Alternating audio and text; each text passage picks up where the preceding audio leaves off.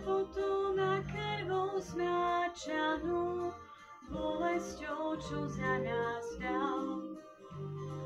Hlavu mal korunou zráňanú a kríž si na plecia vzal. Tí, ktorí cítia, s ním hlavy klonia a boja sa prísť k nemu.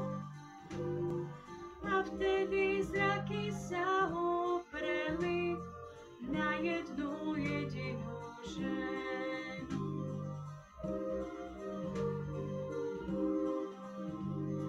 Žena sa cez zástup prediera, o chvíľu stojí pred ním.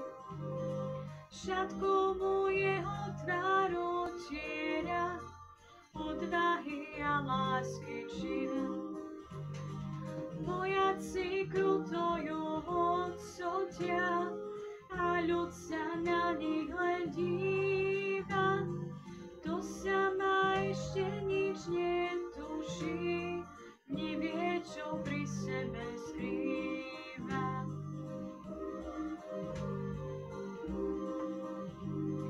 Kráčala tou cestou krížovou a v ruke si držala plátenú šatku, ktorou jeho tvár láskavo pohľadila.